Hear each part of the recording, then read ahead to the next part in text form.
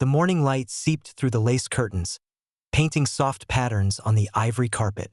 Amara Johnson stood before the full-length mirror, hands resting on the smooth fabric of her gown. The satin whispered under her fingertips, cool and perfect, as if unaware of the heat in her palms. She exhaled slowly. The room was still, so still she could hear the faint ticking of the antique clock on the mantel, the muffled footsteps of people somewhere far down the hall, and the steady thump of her own heart. It sounded too loud in the quiet, as if it wanted to speak before she did. Her eyes moved over her reflection. The off-the-shoulder dress hugged her frame, the beadwork catching the light in a way that felt both regal and vulnerable. She looked like the bride she had imagined as a little girl, except the woman in the mirror had seen too much of the world to believe in fairy tales. She thought of her parents, Ruth and Samuel Johnson, who had taught her the value of standing tall in rooms not built for her. They had given up weekends, sleep, and sometimes dignity just to keep her in the schools where she could compete. Her father used to say, "The world will try to shrink you, baby girl. Make sure you never hand them the scissors." The scissors had been out more than once in recent years. Subtle comments at dinners, cold glances from strangers, the occasional joke that was only funny to the one telling it. But Daniel had always been there, smiling, insisting he loved her for who she was. She had chosen to believe him. She brushed a loose curl from her forehead, her natural hair styled into a crown that defied anyone's need for explanation. Daniel's family had once suggested she wear it straight for the wedding, just for a softer look, they'd said. She had smiled politely and ignored them. This day, at least, would be hers in the way she wanted it. Her gaze drifted to the bouquet on the side table, white roses with sprigs of lavender. Simple, elegant, a little too quiet, perhaps. She wondered if she had been quiet too, in ways that had cost her pieces of herself. Her phone buzzed once on the vanity, but she didn't reach for it. This moment, this stillness, was something she might never have again. Soon there would be people, music, cameras. Soon she would walk down an aisle toward the man she'd promised to spend her life with. And yet, the thought was incomplete, like a sentence interrupted mid-breath. She tried to shake it off, forcing herself to picture the ceremony, the vows, the champagne flutes clinking in celebration. She told herself that the heaviness in her chest was just the weight of the day. The clock ticked again, louder now, or maybe she was just listening harder. Somewhere in the distance, she heard a door open and the murmur of voices. Low, indistinct. One of them sounded familiar. Her fingers tightened around the fabric at her waist. Without fully deciding, she moved toward the door, her heels silent on the carpet, drawn by something she couldn't name yet. The stillness was breaking, and the voices were getting clearer. The voices sharpened as Amara stepped into the long corridor. The hallway smelled faintly of polished wood and lilies. Too sweet, too careful. She slowed her pace, her fingers brushing the wall as if to anchor herself.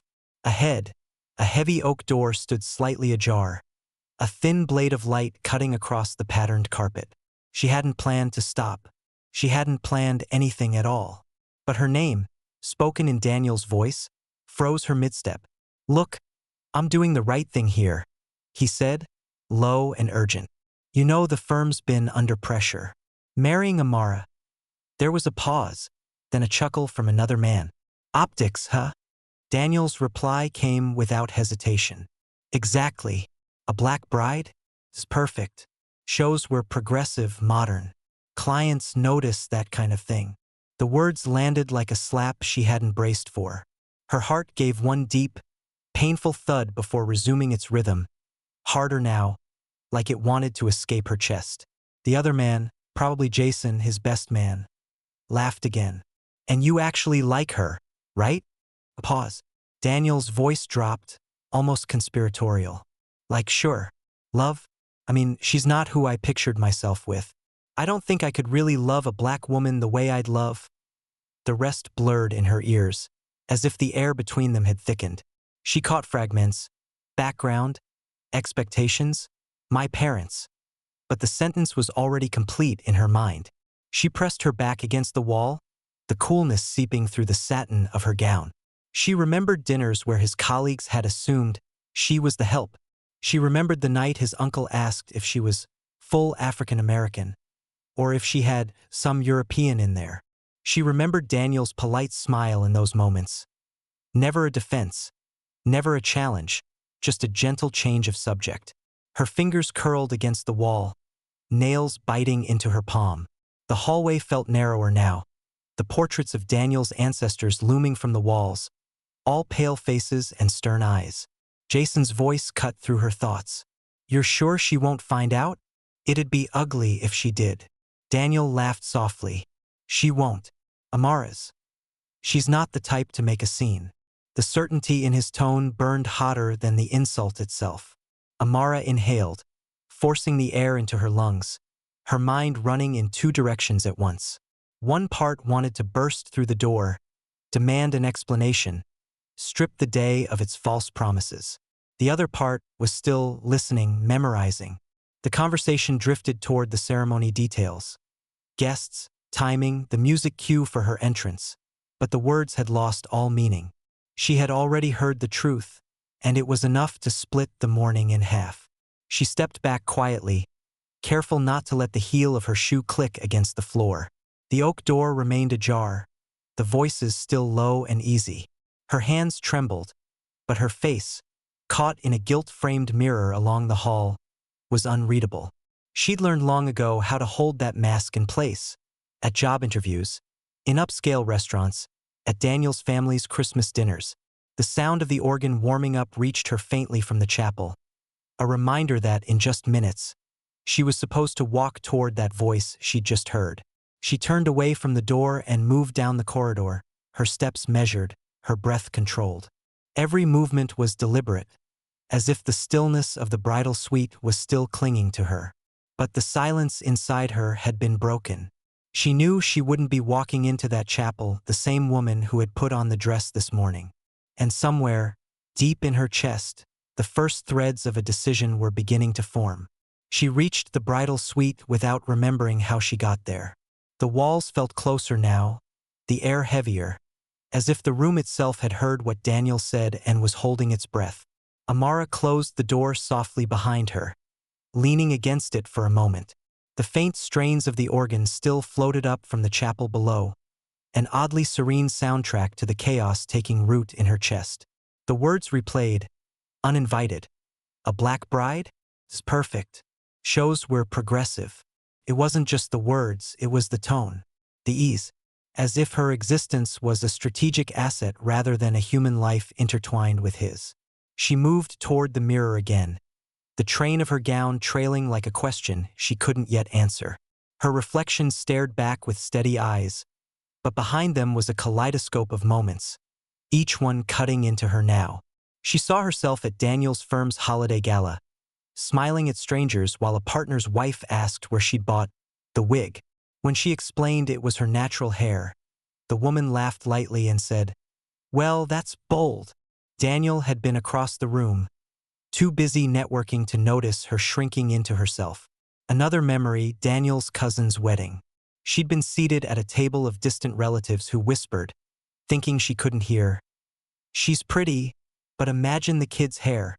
That same cousin had complimented her on her good diction, as if the words leaving her mouth were a trick she'd rehearsed. She remembered an art fundraiser, the moment she arrived on Daniel's arm and a woman at the entrance assumed she was part of the catering staff. The flush of humiliation, the way she'd smiled anyway, her throat burning. Each memory was a shard, small enough to dismiss in the moment, sharp enough to draw blood when held too long. She'd told herself these were isolated incidents, not signs of something systemic. She'd convinced herself Daniel's quiet discomfort during those moments was enough to absolve him.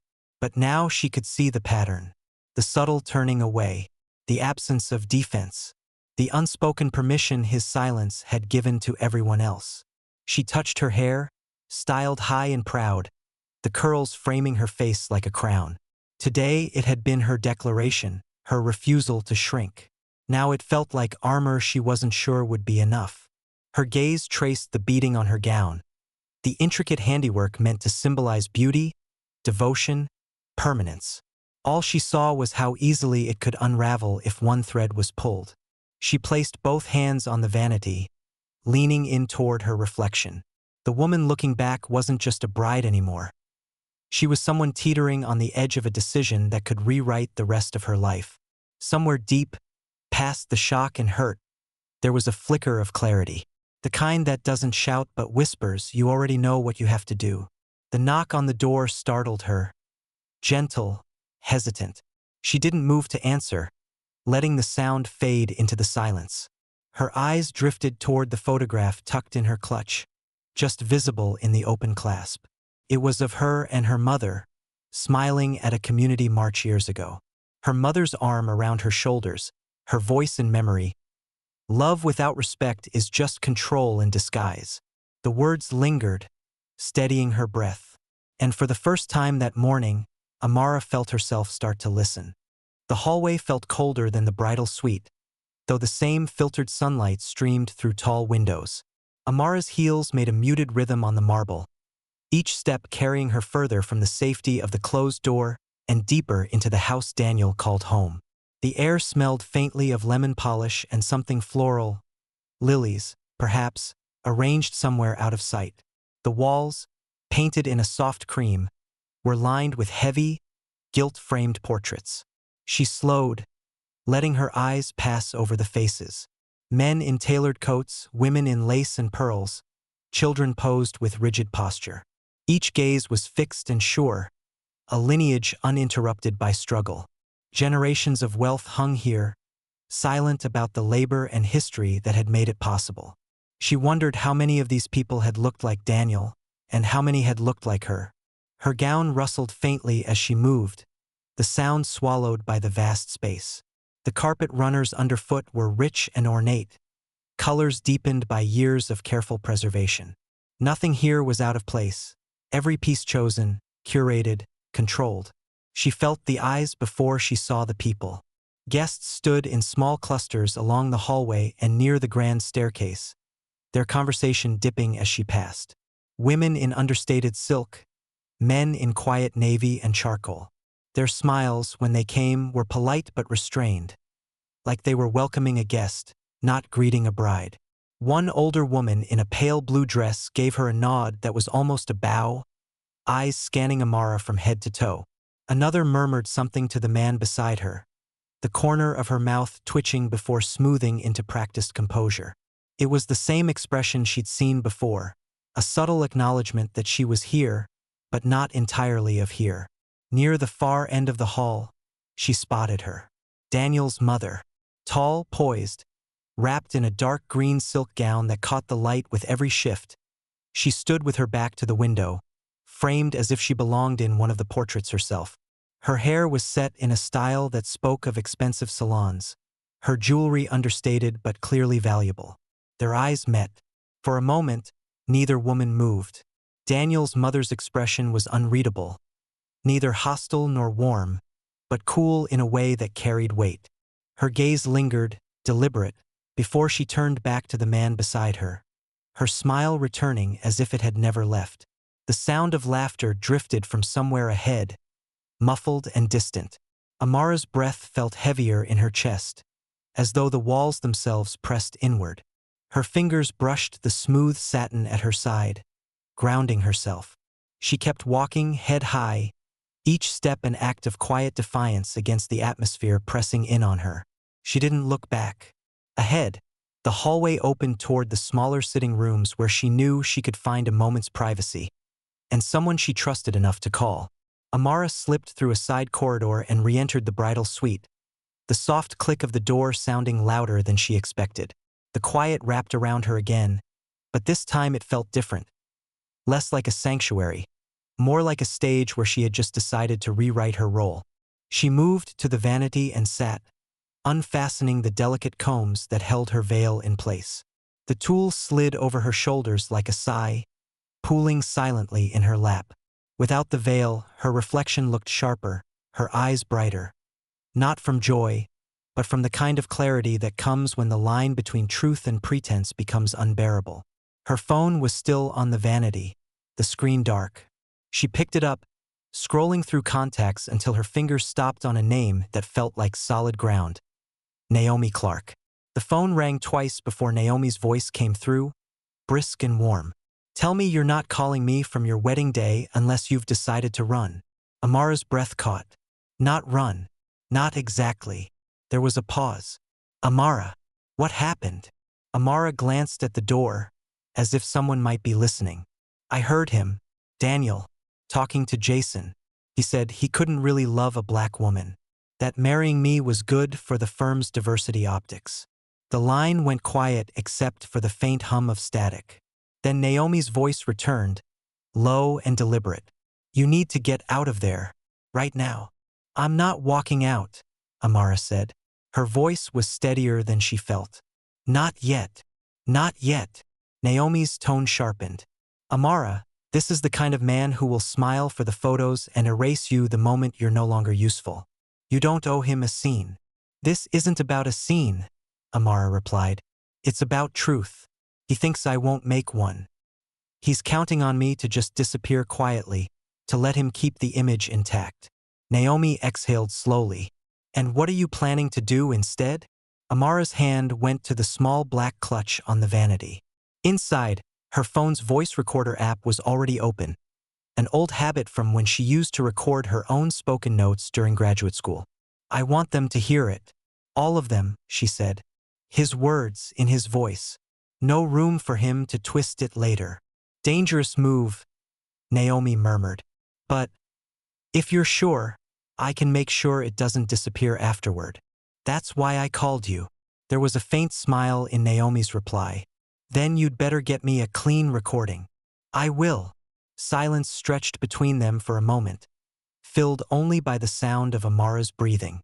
She thought of the guests downstairs, the white roses in the bouquet, the portraits in the hallway. And then she thought of her mother's voice, calm but unyielding, dignity over endurance. Naomi spoke again, softer now. "You've always been braver than you think. Just remember, you're not doing this alone." Amara closed her eyes briefly. "I know." They ended the call. Amara slipped the phone into her clutch, then reached for her bouquet. Her fingers tightened around the stems, not for comfort, but as if holding something steady before a storm. The knock came again, this time a different voice, cheerful, urging her toward the ceremony. She rose slowly, the veil left behind on the chair. The woman in the mirror was no longer just a bride. She was a witness, and she was about to testify. The chapel doors opened to a swell of organ music. Amara stood framed in the doorway, bouquet in hand, the satin of her gown catching the soft afternoon light. Every head turned toward her, a collective intake of breath at the sight of the bride. She stepped forward, one measured stride, then another. Her heartbeat matched the rhythm of the music, but her expression was calm, almost serene. She held her shoulders back, chin lifted, not for the tradition of the walk, but for herself.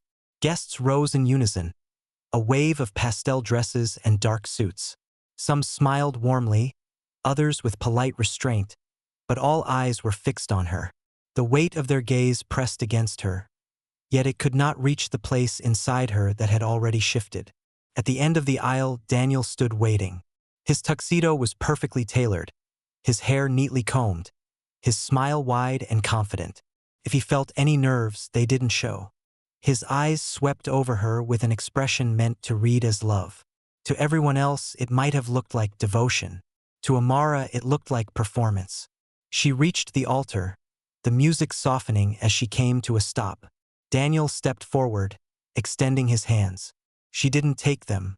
Instead, she turned slightly to the officiant, a middle-aged man with a warm but puzzled expression, and lifted one gloved hand in a quiet signal to pause. The music ceased entirely, the silence settling over the room like an unexpected shadow. A murmur rippled through the guests. Daniel's smile faltered, confusion flickering at the edges. "Amara?" he said, voice low enough that only those closest could hear. She didn't answer him. Instead, she took a slow step back, her gaze sweeping over the room. The faces staring back were a mix of anticipation and unease, a collective question forming without words. What is she doing? The officiant glanced between them, clearly waiting for her to speak. Daniel shifted, his eyes narrowing slightly before smoothing back into something more neutral. In that pause, Amara felt the air change. The moment had broken free from the script everyone expected. She turned fully then, not toward Daniel but toward the guests. Her voice, when it came, was steady and clear. "Before we go any further," she said, "there's something you all need to hear." A wave of whispers moved through the chapel. Daniel's head tilted, his jaw tightening almost imperceptibly. Her fingers brushed the bouquet, feeling for the small weight hidden there. The stillness in the room was total now, every breath held in suspension. Amara drew in her own, knowing that once she took the next step, there would be no return to the way things had been just minutes before. And she was ready for that. Amara's fingers slipped into the bouquet, brushing past the stems until they closed around the small recorder hidden between layers of silk ribbon. The device was warm from her grip, its presence a quiet promise. She lifted it, her movements deliberate. Daniel's brows knit together, the smile now gone entirely. "What is that?" he asked, low but sharp. Instead of answering him, Amara turned toward the officiant. "Could you make sure everyone can hear this?" The man hesitated, glancing between them, but something in her expression told him this wasn't a request he could sidestep. He gestured toward the sound technician in the back. Moments later, the chapel speakers crackled to life, the faint hum filling the space. Amara pressed play. Daniel's voice, unmistakable and casual, spilled into the room. "Look, I'm doing the right thing here. You know the firm's been under pressure." Marrying Amara. A pause, then another voice chuckling. "Optics, huh?" Daniel again, clearer this time. "Exactly. A black bride? It's perfect. Shows we're progressive, modern. Clients notice that kind of thing." The sound hit the crowd like a physical wave. A few gasps echoed in the front rows. Somewhere in the back, a woman whispered, "Oh my God." Amara didn't move. She let it play, the silence between words almost louder than the recording itself. "Like, sure. Love? I mean, she's not who I pictured myself with. I don't think I could really love a black woman the way I'd love." She stopped the recording before the sentence could finish, before the ugliness could stretch any further.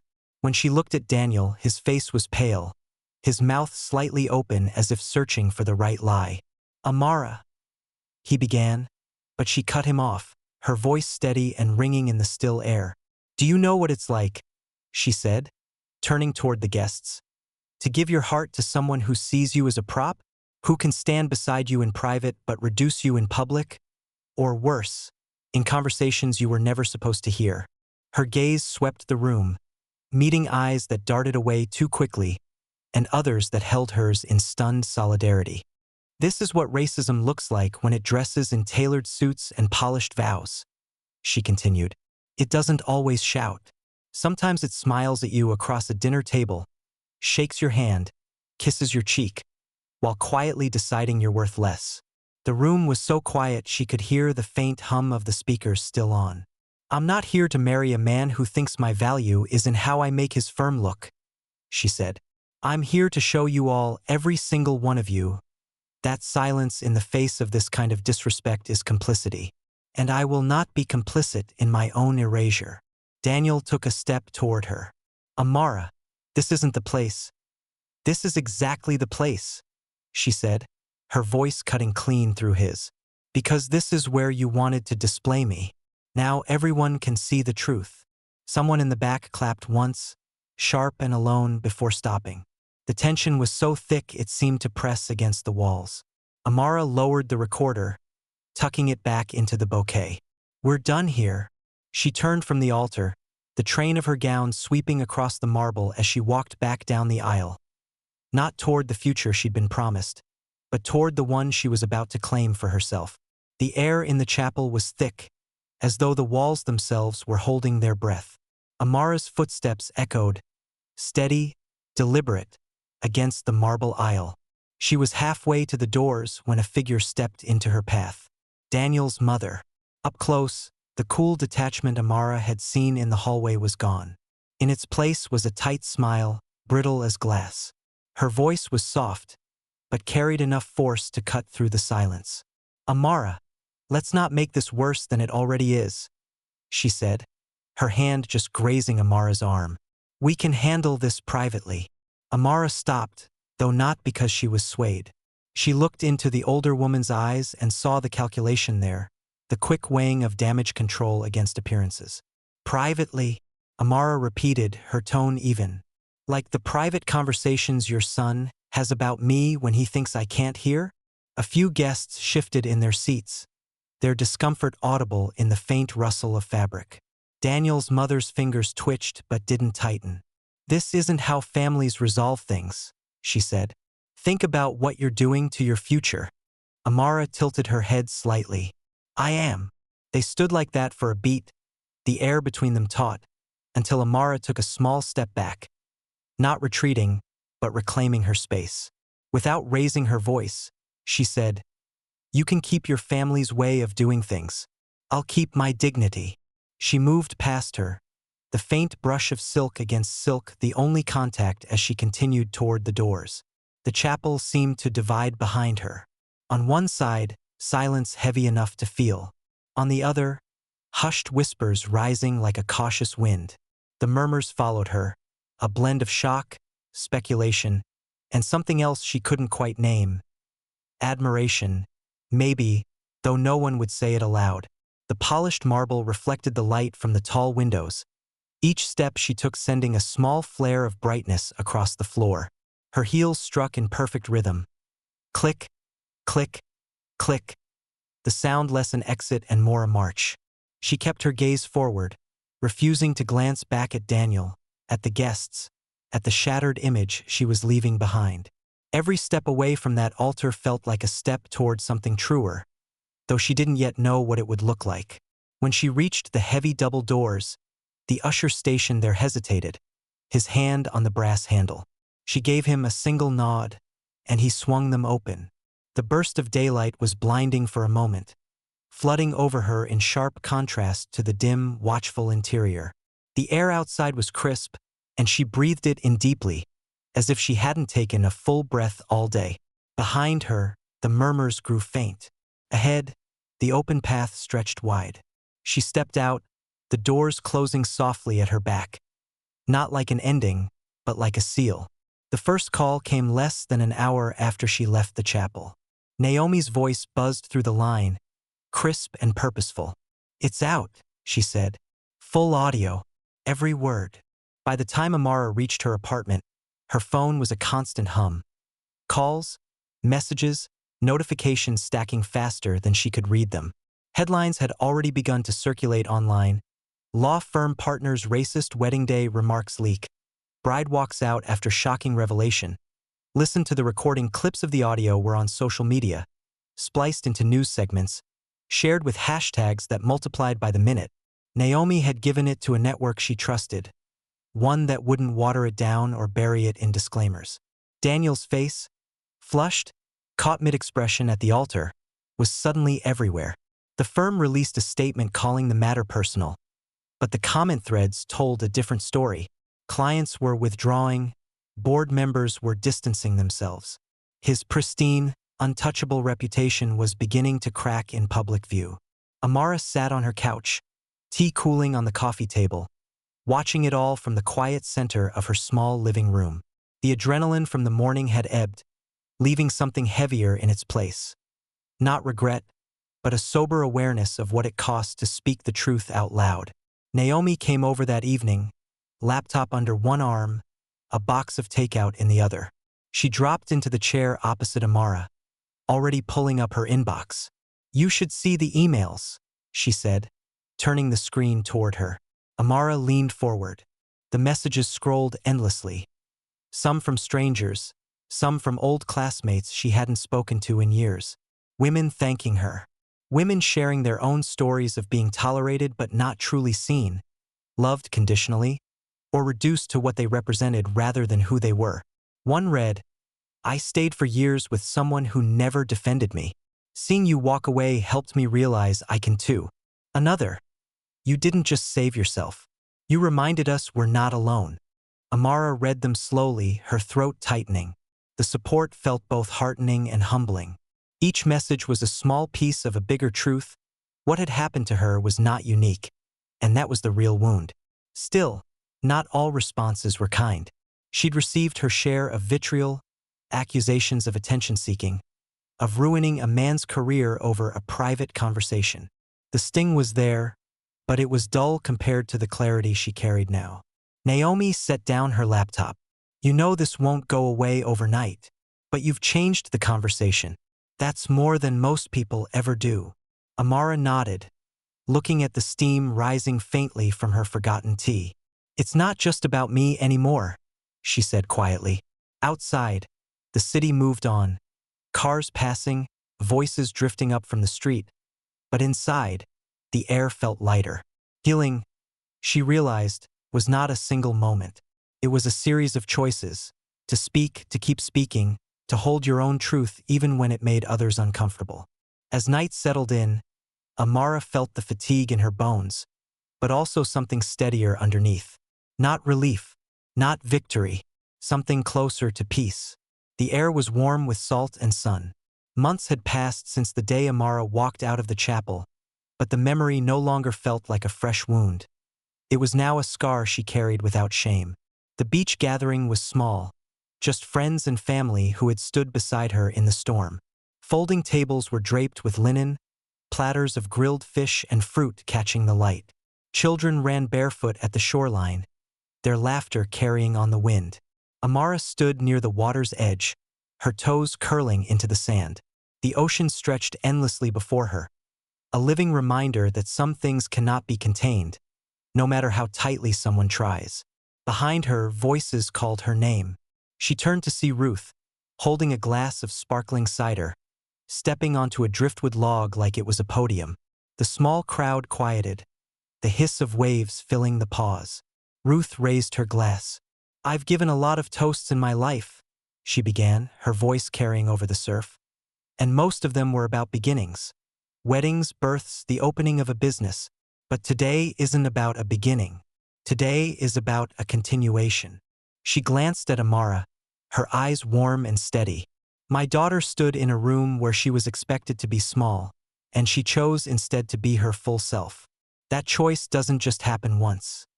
It's something you recommit to every day. And it's the kind of love we don't talk about enough. The love you give yourself. Amara felt the words settle deep in her chest. Around her, people nodded, glasses lifting. The toast was not about survival, it was about living unapologetically. To loving yourself fiercely, Ruth said, her voice firm now. So no one else's limitations can define you. The glasses clinked in unison, and the crowd broke into soft applause. Amara sipped her cider, the bubbles sharp on her tongue, and turned back to the horizon. She thought of the letters she still received from strangers, the way they spoke of courage as if it were something rare. She thought of the women who had written to her, who now carried their own stories into the light. And she thought of the vow she'd made quietly in the aftermath, one she hadn't spoken aloud until now, even to herself. Never again will I stand in spaces that require me to shrink. The waves crashed in as if to seal the promise. She breathed in the ocean air, letting it fill her, and felt something loosen inside. Naomi appeared at her side, handing her a small plate of mango slices. You look like someone who just signed a peace treaty, she said with a grin. In a way, I did, Amara replied. Good, Naomi said. Just make sure it's one you never break.